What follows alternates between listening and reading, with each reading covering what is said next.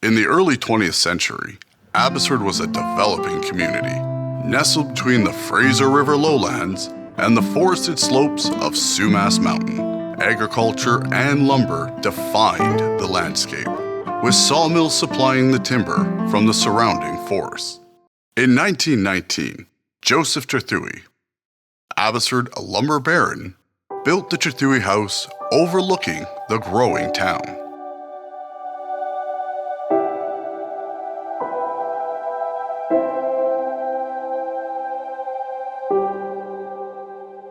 So welcome to Trethewey House. Trethewey House is located on the traditional ancestral and unceded territory of the Samath and Matsqui First Nations.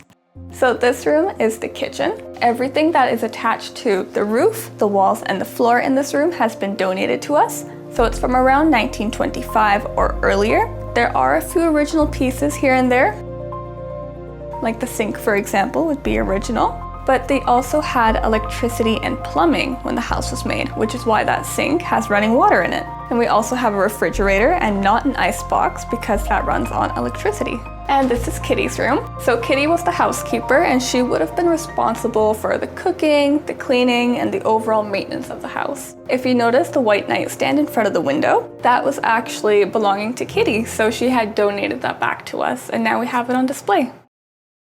And this room is the library / the family room. My favorite part of this room is definitely the player piano. So if you put sheet music through, it'll play by itself. So the entire house is done in Craftsman-style. So a lot of the features of this house are very unique.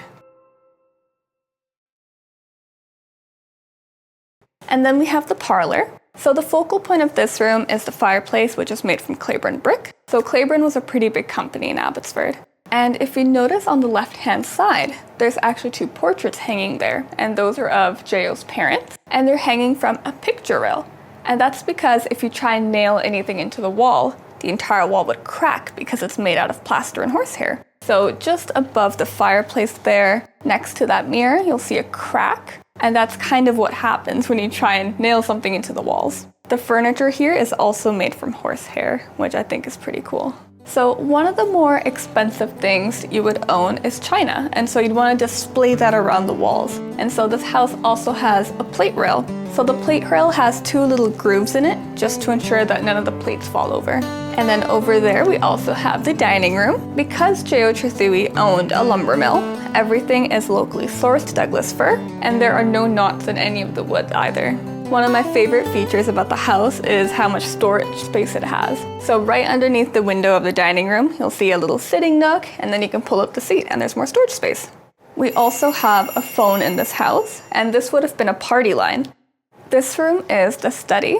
There is also a second fireplace in this room. There is also a picture in this room of the dinky Loki. So the dinky Loki would have been used to transport lumber from one part of the mill to the other. There's a radio in the corner as well, which I like to point out because radios definitely don't look like that anymore.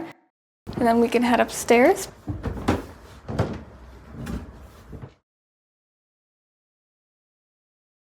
So this room is Joey's room.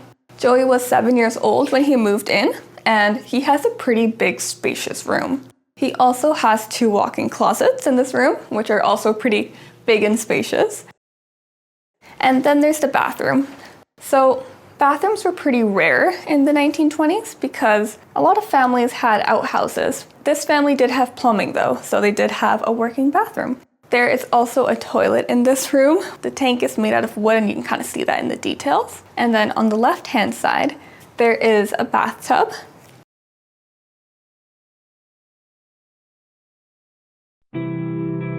And then there's the main bedroom. So Rita was responsible for a lot of the paint colors that were used in this house. We have a walk-in closet, and Rita also had a dressing room.